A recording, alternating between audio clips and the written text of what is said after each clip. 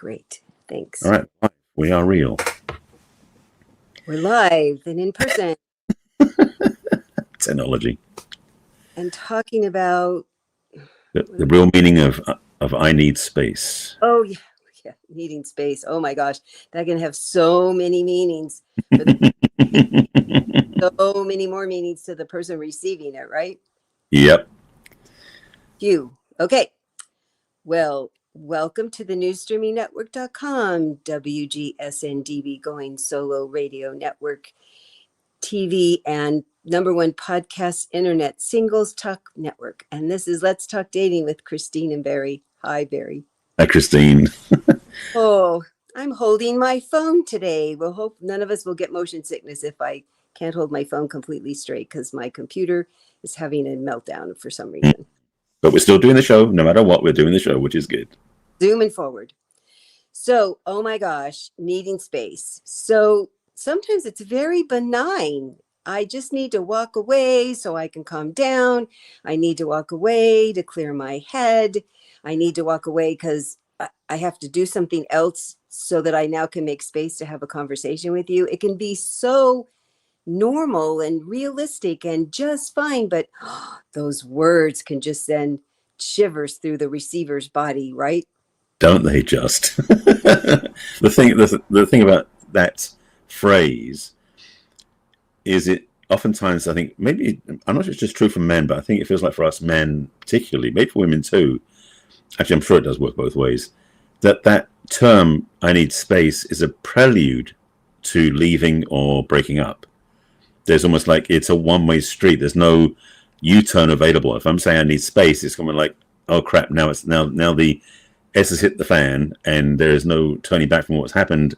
It's ruined, it's over, it's done, sort of thing. So definitely, as you said, and I think it's going to make sure we make people understand in this conversation that I need space doesn't, most of the time, does not mean that. Especially if you hear the statement, I need space, clearly, and you can do something with it, which we'll talk about. Yeah. So for the person who's saying I need space, more words would be really appreciated.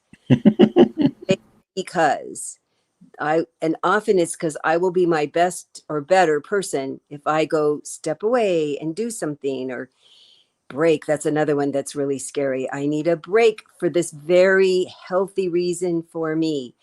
And this is what it has to do with you because I want to be a better person for you. I mean, it certainly can have the other meaning, and we'll talk about that. But I just first want to say there can be very positive reasons, and it's helpful if you men, which one of the things I adore about you is you just don't talk about the obvious. When something's obvious to you, just don't talk about it. Because why would you waste words, time, and energy on saying something that's so obvious to you? So you've had a conversation in your head and you know why you need to go move away for whatever reason that's going to make you your best person coming back. And we female, feminine types really like, need, require, desire, can have a bunch of horrible feelings if we don't get a little more words and explanation about, hun, it's really okay. There's nothing horrible. In fact, this is going to help something negative not happen if I go do this thing first. So we with ladies would appreciate when you go, but isn't this obvious? To state the obvious, especially when you say you need space or a break. Please say that. Yeah, absolutely. And the thing is, also the part that comes up is that when someone says I need space, is that I need space because I need to do something, or do I need space because you did something? And that polarity, that opposition, is what can really create the discord. Because, and yes, let me back up first of all what you said. Yes, we men could definitely be more forthcoming of why we need space, because oftentimes, and this is the thing. I mean, there's a meme years ago, I remember, about the guy and the girl sitting opposite to the couch, and she's like, he's not talking, he's so mute, there's something wrong, I don't know what's going on with him, and I think we're broken up, I think everything's ruined, everything's over, it's all sad. And meanwhile he's going, why won't the car start this morning? It's so not related, because it's so true, is that we don't communicate very clearly with our women, and so they can run to realms of fear and fantasy that aren't real, because we didn't say, I'm just concerned about the car, it's nothing to do with you. It can be so simple if you really just said what's going on. And the hard thing, one of the hard things that can happen over time is, I will say this out loud, that we women teach you men to lie. Because when we ask you, aside this subject, what are you thinking? And you say nothing, we don't believe you and we argue with you. And we really want to know what you're thinking when you're saying you think nothing. So now when we've made up in our head, there's that very funny cartoon that pops up where they're laying in bed and she's thinking, oh my God, he's thinking about all the women he saw today. And I bet he's thinking about somebody else or his ex-girlfriend. And the bubble over her head is, oh, I have to change the oil in the car. Mm-hmm. And it has absolutely nothing about anything that she's thinking, but we make it up. And sometimes we get mad at you for conversations we've had about you, without you, dreams we've had. So it's our responsibility to ask, what's going on? You say you need some space before we react. Say, tell me why. What is it that the reason that for you? And does it have anything to do with me? You can sure ask that. And Mm-hmm. when he tells you it's because he has a lot on his mind and he just needs to go for a run, or Yeah. he wants to have this discussion with you, but he needs to go clear his head first, or he needs to go clear the workbench, or he needs to go do something, please let him go and believe him. He's not breaking up with you, because it's very scary for us to think that our protector in our lizard brain from a long time ago is leaving us and never coming back, because that's what we make up. So filling in a little more, if it really is benign, or you really are going to come back and talk to us, but you need to go do this first, to say it out loud and to have a commitment from the woman who's going to say, okay, I believe you. I'm going to call a girlfriend and say, gosh, I have to keep myself busy for half an hour because I know he's going to come back. And you need a woman that'll say, yes, that's the truth. Not somebody's going to go, he's being a terrible person. And Right. soothe yourself. Go take a bath. Go play with your cat. And wait for him to come back in half an hour. And you haven't worked yourself up into a snit, because we do that too. So Yeah. both are taking responsibility in this. And it's hard. This is not an easy thing to do, because I will turn it around. And there's times when we want to say that too. And of course, if you care about us and you don't want to break up with us, you can imagine, does this mean we're breaking up? And it would be good to ask us. And if we would explain, no, I'm just having a moment, or I need to go do the dishes, and say, okay, it's okay. We need some soothing from both sides, right? Yeah. There's a few things unpacked from that. One of which is the thing that we talked about this before so many times in the show about how women and men think differently, and that in simple terms, women carry or process and think about lots of things at the same time. One of the gifts that women generally have, being in the feminine, is the ability to multitask, is a term we use. But the reality means that they have more than one thing floating around in their minds quite often, and all connected. We tend to keep things as men in more discrete packages, so to speak, so we don't necessarily have a lot of thoughts going on. And if we have stuff in front and center in our minds, we can't focus on you the way that you want us to focus on you. So we, in service to you, need to go do something to clear out our head, which maybe go for a run or go do something in the workshop, or whatever it is that we do to clear our head, so we can come back to you clean and open, so you can have what you want. Because the reality is, oftentimes what a woman wants from a man is for him to be able to listen to her. But it's hard for us to listen if our mind isn't already empty. and by the way, the ideal state for a man is to be emptied out, like we're done, we're complete. So we don't have a lot of stuff in the way, so we can actually listen to you. Whereas women, the ideal state is to be full of life and full of everything. So there's this opposite energy, but also understanding the other side is okay being different from us, which is one of the lessons we keep teaching. Oh my goodness, so important. Because yes, diffuse awareness is the factory installation in the feminine, especially when we're in gathering mode, because we're gathering lots of information all at the same time. And we have about all of it all the same time. So we can have all these feelings and focus on talking to you at the same time, where you have so eloquently said, you single focused. Even when women are in their masculine, they don't do a bunch of things at once. They really focus on one thing. And so when you're in your masculine and you are focused on one thing, you just can't focus us on at the same time. It's impossible. So if you need to clear out whatever that is, you can't just put it away. You need to do something with it first. It's so helpful when we women go, oh, right. He really is going to come give me his undivided attention and stare at me, the thing I really like. If he goes and clears his head or clears his Right. space or clears the energy in his body, whatever it is, you are really good at noticing and doing something about it. Because the way that we notice and do something about when we have all these things is we want to talk about it with you. It's so funny in a way. I mean, it's like the cosmic joke about how relationships. It's amazing how relationships can even work because we are so different between men and women. Speak heterosexually, so to speak. There's such a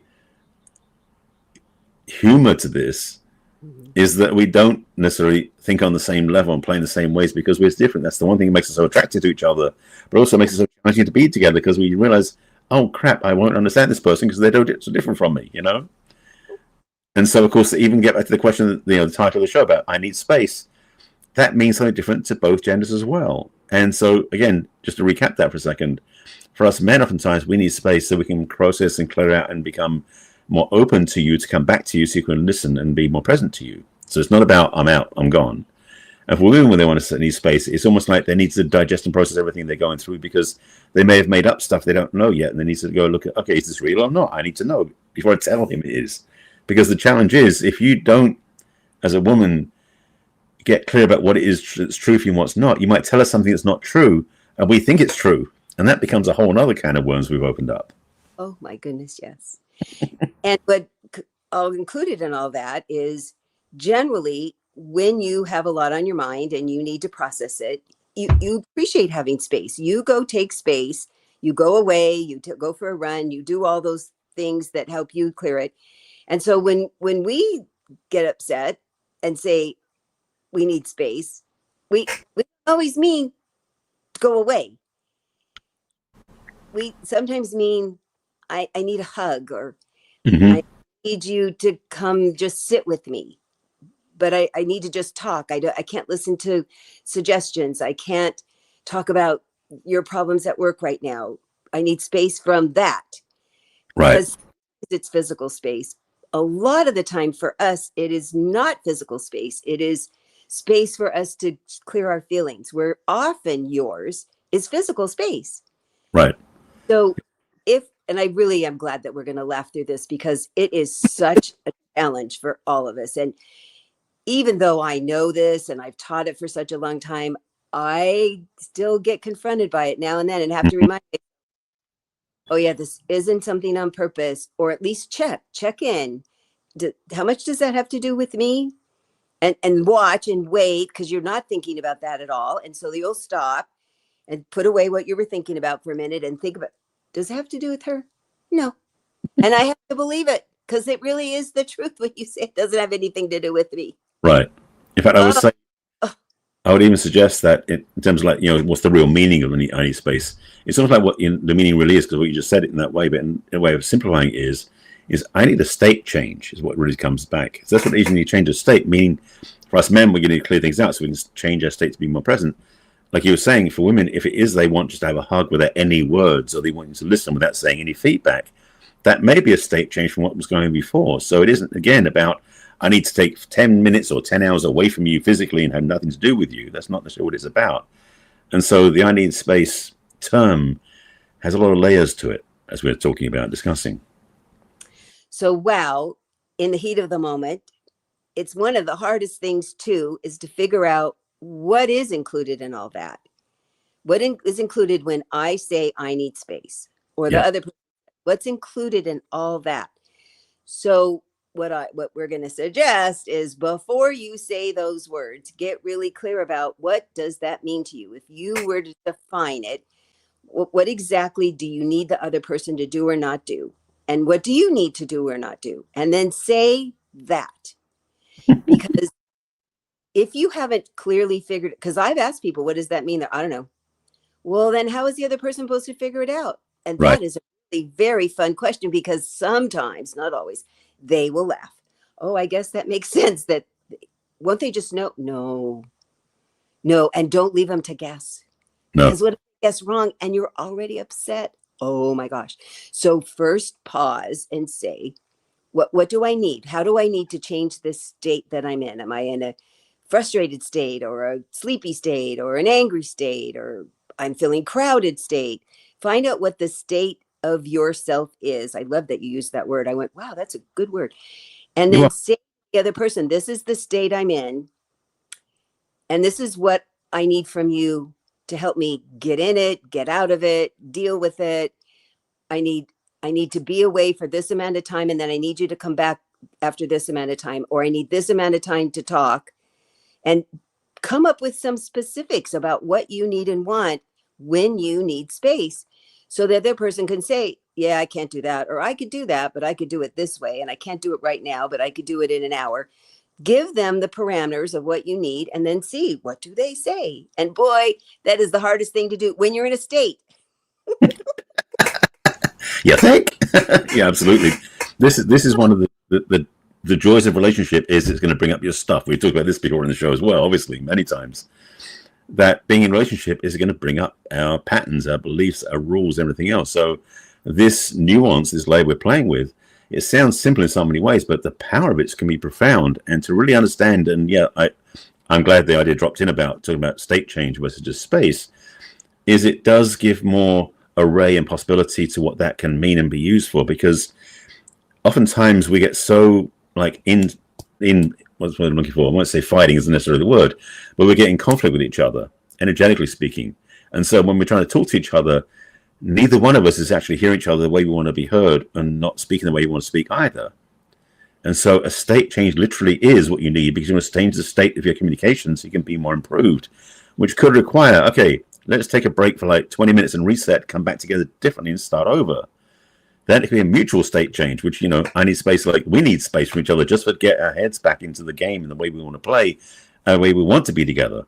One of my teachers, and I'm going to take a break in a moment. One of my teachers said that one of the things he did with his wife when they were together, they got divorced eventually, but when they were together, said when they got in arguments, the prize winner was the one who in the middle of the argument was going, you do this and you do this and you do this, and by the way, I love you.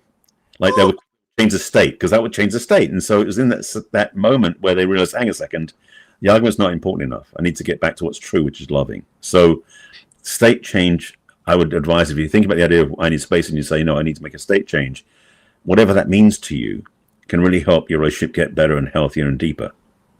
So I know we're going to take a break, so just want to drop that in before then. Yes, thank you. And I'm going to jump on the thing that you said about we attract people to bring up our stuff, because personally and professionally, I've certainly found that a lot. Yes. Whether they're in a season or a lifetime, consistently, I've called somebody into my life, they brought up a thing and I'm like, oh yeah, I think I need to work on that. But here's a new level, or this is a whole new thing I need to work on. It's been fascinating how much that's happened. So yes, I think this is such a fun subject, and I'm thinking there might be so many people watching and listening that they're like, oh, I've needed to say that, or I've heard that, and I've had all those same reactions, and boy, so it would be so great if you would contact Barry or I, because we can puzzle that all out for you. Yes.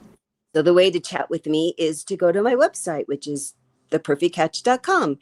And when you click on my webpage, from in the middle, you'll find a What's Holding You Back from Love questionnaire.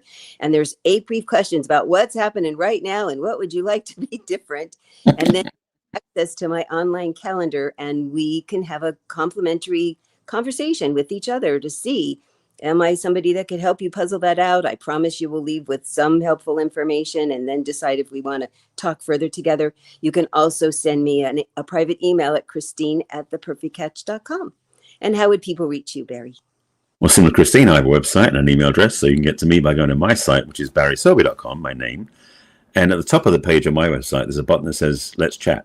And basically, you click on that button, it takes you to my calendar. We get scheduled, plus you fill out a questionnaire as well. And we'll do a 20-minute Zoom call and really get down to what it is you're really looking for and what's working, what's not working. And as my focus is mostly with singles, it's more about what are you looking to have and what you want to create in your life. So that's what that questionnaire is focused towards. And if you want to send me an email, you can send me one at barry@barryselby.com, and we'll tell you all about the rest of the ways you can reach us at the end of the show. So we're going to take a brief commercial break for this wonderful station that distributes our live episodes as well as our podcasts, the newstreamingnetwork.com. And we'll be back shortly with more of Let's Talk Dating with Christine and Barry, talking about what does it really mean when you say, I need. See you in a moment.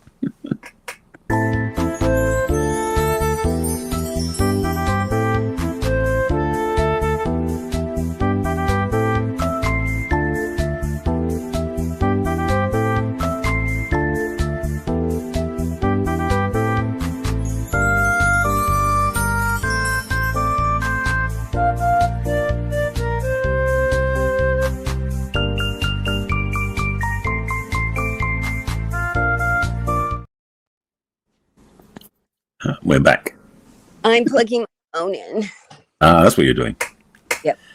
Yes, for those who are watching the show versus listening to us, Christine's computer's been having a fit, so she's on her mobile phone doing this show, so it looks a little different visually. But if you're listening, it should sound fine. It gave me a warning that my battery's getting low, and I thought, I can't stop in the middle of the show, so I ran and got my plug. Perfect timing. Cool. Welcome back.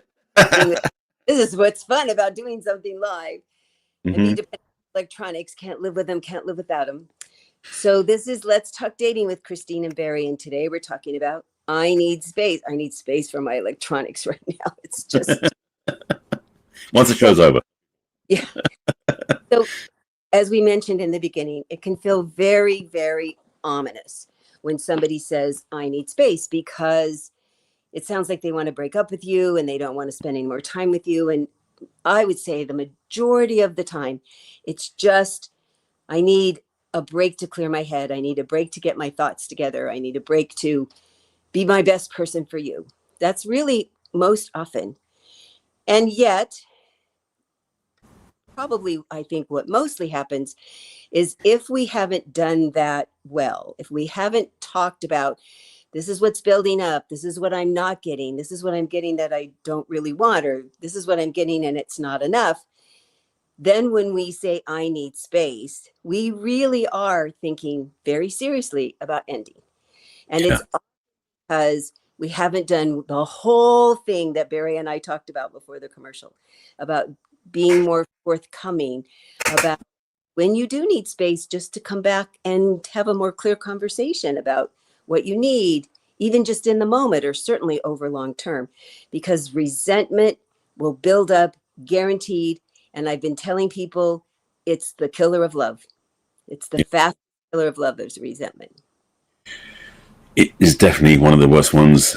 The challenge that all people do is they want to be nice when they're in a relationship. So they let these negative things accumulate and build up. So they become this massive steamer trunk full of stuff that's behind them, that's in the way of them having what they want. So when they say they need space, it's almost like they need an exit door. They want to get out, they're done. And so what we said before the break in particular, which we'll talk about more again during this part of the show, is really how to let out that withheld stuff in smaller pieces so you can get it out of the system and become fresh again. So having that intention where you need 10 minutes to clear your head, do something else, so you need space for that, so you come back together and be loving again, is not so much an escape valve, but it is really the cure for that alternative choice where you pretend to be loving, but you're bearing all your resentment in a big box behind you, sort of thing. You know, it's a choice point. So, and I've been in relationships where that was the case, so I know how painful it can be when you eventually go, well, when you basically throw up on the other person, so to speak, emotionally, and there's nothing left but to leave. Yeah, we are both big fans of Alison Armstrong, and she talks about the conversation where you throw it up and then clean it up. Mm-hmm. Yeah. And maybe give the other person warning. And maybe you can't, but you've had an agreement about, this is what I'm doing now. Bring out the trash can. I got to throw up a bunch in the trash can. And the other thing too is when you've done your own work, lots of times, not all the time, you'll know not to take it personally. Mm-hmm. That it often has not very much to do with us at all. It's just them feeling overwhelmed. They've had a hard day. they haven't been clear about talking about their needs, and you can't do anything about it if they haven't said, and they can't do anything about yours if you haven't said. So if you go, okay, I need to dump all this stuff, and it's not you, and you don't have to fix it, but the way you can help me is just to listen and not take it personally. That is a gift. It's a gift to give and receive, to know that you have permission not to take it personally, and then not take it personally. Right. So, men, listen up. This is one of the biggest lessons you can have, that will make biggest gift you can give your partner in a relationship, is to be that quiet, strong presence that she can vent to, but not through, or I should say, vent it to you, but not at you. So you're not the recipient of it. It's almost like you're letting go past you. So the power of that is that she gets to be free of all that stuff she's carrying. You don't take it personally, as you said. We talked about that in a show recently about don't take things personally. So it's all ties together. But then it gets to the point where you can be, frankly, her hero, because by being that stalwart, strong, present man with her that doesn't take it personally and lets her vent so she becomes free, let's just say the sex gets better, amongst other things. Tell you, that's a carrot I dangle in front of my male clients. I'm going to tell you, if anything, we want to be emotionally closer to you, and often physically closer to you, when you just let us vent. Yeah. And if it's personal, ask eventually, after each person has vented. Because if it's personal, you want to know, is there something that I've been doing that I shouldn't, that upset you? And for women, as you said, we need to empty our feelings verbally first. And then we can have a logical conversation about, yeah, this has been bothering me and I didn't say anything, or wow, you did this thing out of the blue. But it's both sides. It's so normal to be defensive. It's so normal. And I have found, for me, and my clients confirm for them, I can't listen. I can't hear what you're saying when I'm all defensive. There's no room in my brain. No matter how many things I can focus on, I cannot focus on being gracious and lovely and listening and being empathetic when I'm feeling very defensive about what you're saying. So it's helpful if you set it up. Yes, there's a reason that you should be defensive, and no, there's no reason for you to be, just letting you know up front. It would be so helpful, right? It's a gift that we can bring to our partners that for most men have no clue about. I mean, I look back at my own history, and most of the men I know, that when their woman gets upset, they take everything personally by default, and then they get upset themselves, and they don't know where to put it, so they just throw it out, without any intentional focus point. It becomes messy. So to go back to the title for a second, to bring it back into the line of this INeedSpace is such a pivot point, because it does give us almost forewarning that we're going to have to roll up our sleeves and be ready for some stuff to go through and get through the other side. And by saying I need space, it's almost like you can use that as a secret password, almost, to say to the person, we need to work some things out. Let's prepare ourselves for that. Rather than because the other part about being upset with somebody is you basically sometimes hit them when they're totally not present and ready and aware for it. So they have no way of defending themselves, and that becomes really messy. So by having a way to sit down and having a conversation, I know we've had that. The other phrase is about we need to talk, that serious one. But the idea being is that to prepare the space so you can have the conversation, yes, with emotional venting, but also with articulation and logical understanding. That, again, building blocks for relationship, it's going through the hard times as well as the easy times. And yes, resentment is one of those, as you said, one of the key challenges in a relationship. I also underscore that one with blame, because the blame's another one we throw around, unfortunately, willy-nilly in relationships. So we need to have real clarity about where does it really belong. So again, back to needing space is a choice point of how to pivot from what we're already doing to something different. So, and as I said, it's a state change. It's a chance to really have something be different. So I want to make sure people get the power and the grace of having that choice to make, rather than just getting caught up in the emotional overwhelm and then going through the, out of control, careening off the track type thing. So smart. So who's showing up? And in my life, the grown-up adult coachy person shows up, and sometimes the 12-year-old shows up, and sometimes the 5-year-old shows up. And I, most of the time, can at least articulate, this is what's going on inside of me, and this is why I'm needing this, and this is why I need some space, and I need some time to get clear, or I really need you to stare at me and listen to me. When can you do that? Because as long as we acknowledge, because we're like, oh, I don't want to act like that. And you do. So at least go, oh, I act like that sometimes. And it's real. You know, we all know if I don't get sleep or food, bad if it's both. I am too. I am like this 2-year-old, you know, put me down for a nap or give me a snack. I mean, really, that's just how I am. The other thing I wanted to bring up for the space is because I have so many introverted, all over the scale people in my family life. Sometimes that's all it is. I've had too much people time. It's not you. You're just a person. You're a person, too much people time. You fall under the category, love you madly, still need a break. I need to go sit in my bubble and read my Kindle. I need to go out for a walk all by myself and not talk to anybody. I'm shocked because I have to listen to podcasts when I go on a walk. They were total quiet. So it could just be that. Yeah. If you learn, that's just how they keep their life regulated, period. You know, if they have a job where they have to talk to a lot of people and they just need a break when they come home and you're all full of stuff, I just need space to go clear my head and be quiet and go take a shower or a nap, and then I can listen to you. And it couldn't be less personal. But oh my God, if you're full up from the day, how do you come up with an agreement about that? So it could just be that they're an introvert, and the way they charge the battery is to have no talking.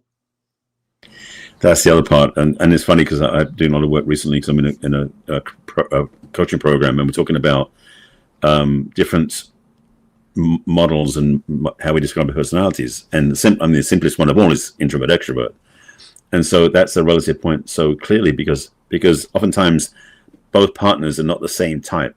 One generally is more extrovert, one's more introvert, or or ambivert, whatever it is. I'm more of an ambivert, so I get to play both sides in that sense.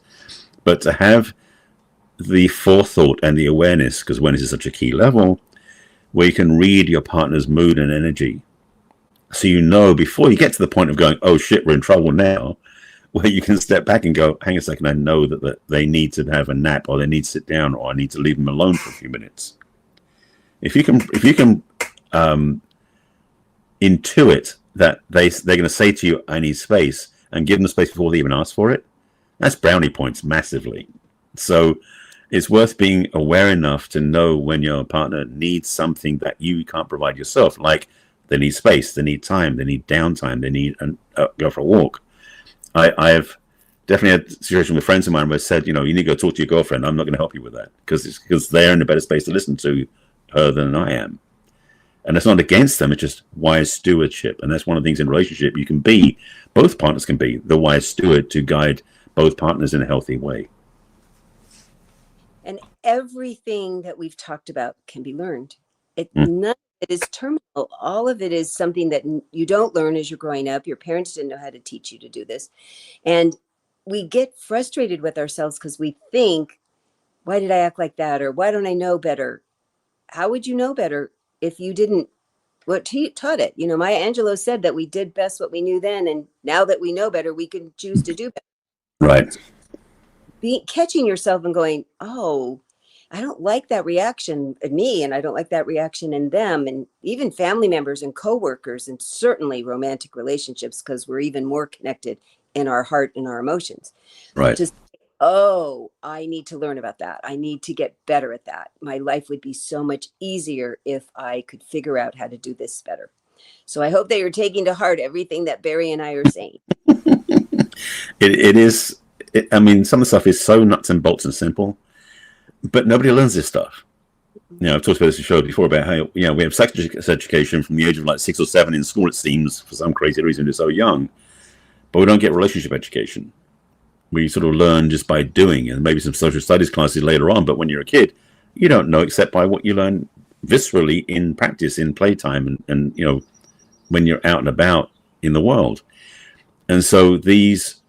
I mean, frankly, we should have our podcast be given out as a high school education for a moment. Because sometimes we talk about, not saying it's like because we know the right reasons, but what we're talking about is fundamental stuff.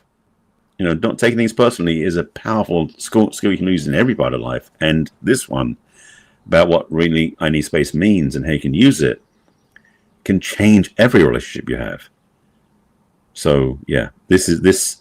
I'm great. I'm glad. I thought when we talked about this to be a 2-minute show, no, this is much deeper than that. So I'm grateful we talked about it. It's funny how we think, gosh, it's kind of a basic subject and it's so layered filled because we've lived it and we've talked to people that are in the midst of it or want to be forewarned about it or have heard about it or seen it. And it doesn't turn out well. If you don't know how to figure out what INeedSpace means to you and another person. And if it really means that you need to end the relationship, you need to know how to talk about that too. And we could have that in a future podcast about how to say bye-bye. I think that might come up somewhere, knowing how we talk about the shows. Yeah, pretty sure. I hope that this has been so valuable. Barry and I are here intending to, hopefully you get one or a bunch of nuggets from this that you can use in your life and that makes you want to learn more, that gets you so excited about having a better relationship with yourself and other people. That's really our intention. And we're so grateful that you watch and listen and give us so many lovely comments. So we're happy to talk to you in person too, on Zoom or on the phone. So the way to talk to me is to go to my website, which is www.theperfectcatch.com. And as I mentioned previously, if you scroll to the middle of my homepage, you'll find a questionnaire, what's holding you back from love? And just click on that, answer the 8 brief questions about what's not working and what you would like to be better or different.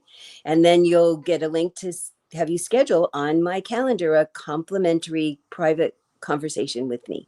And we'll see. It's going to give you some information right then that'll be helpful, and maybe we'll want to work together further. You can also send me a personal email at christine@theperfectcatch.com. So while you're on the homepage of my website, I'd like to have you go to the top and click on my ebook. It's my 10 years advice column and newsletter that I did that's compiled with subjects and chapters that'll have lots and lots of free dating advice from me. You can also join my mailing list, and every week you'll get this link of our coaching or our podcast that we do live every week, and also some upcoming things with my classes.